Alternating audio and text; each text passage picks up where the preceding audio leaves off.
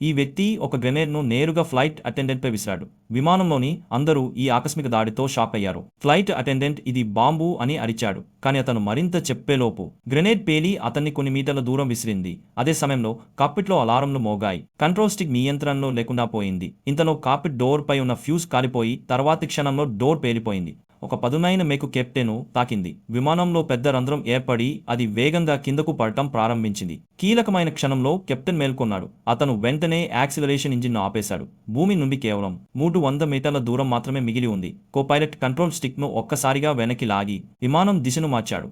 కానీ అప్పుడు ముందు ఒక ఎత్తైన పర్వతం కనిపించింది. కో-పైలట్ మళ్లీ లాగాడు. కెప్టెన్ శక్తిని పెంచాడు. చివరకు వారు లోయ నుండి బయటకు ఎగిరారు. కానీ వారు సంతోషించేలోపు ఆ వ్యక్తి మళ్లీ కాక్పిట్లకి చొరబడి ఈ విమానాన్ని ఉత్తర కొరియాకు తీసుకెళ్ళు, లేకపోతే నేను మరో బాంబు పేలుస్తాను అన్నాడు. కెప్టెన్ సరే అని చెప్పవలసి వచ్చింది.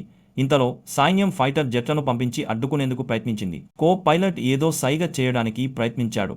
కానీ అప్పుడే ఆ వ్యక్తి మళ్లీ లోపలికి వచ్చాడు. అదే సమయంలో ఫైటర్ జెట్ ఒకటికి హెచ్చరిక షాట్ కోసం ఆదేశం వచ్చింది. అది త్వరగా ప్యాసింజర్ విమానం ముందుకు వచ్చింది. ఫైటర్ జెట్ 2 కూడా దగ్గరగా కాల్పులు ప్రారంభించింది. కానీ ఆ వ్యక్తి భయపడలేదు. అతను కెప్టెన్ కు ఆ దిశలోనే ఎగరమని చెప్పాడు. ఇప్పుడు ఫైటర్ జెట్ 1 మళ్లీ కాల్పులు జరపమని ఆదేశం పొందింది. ఆ క్షణంలో కో-పైలట్ తెలివిగా ఫ్యూయల్ స్విచ్ ను ఆన్ చేశాడు. ఇది ఫైటర్ జెట్ కు స్పష్టమైన దృశ్యాన్ని అడ్డుకుంది మరియు ప్యాసింజర్ విమానాన్ని కాపాడింది. వారు సరిహద్దుకు సమీపిస్తున్నప్పుడు ఫైటర్ జెట్ 1 పైకి ఎక్కి పై నుండి కాల్పులు జరపడానికి సిద్ధమైంది. కానీ అప్పుడే కో-పైలట్ మళ్లీ కంట్రోల్ స్టిక్ను లాగాడు. విమానం నిలువుగా వెళ్ళింది.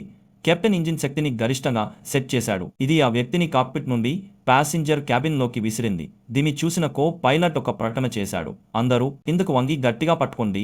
విమానం వేగంగా ఎక్కి సరిహద్దు పైన తిరిగింది. ఇప్పుడు విమానం తలక్రిందులుగా ఎగురుతోంది. ఆ వ్యక్తి మళ్లీ కాక్పిట్ వైపు పాకడం ప్రారంభించాడు.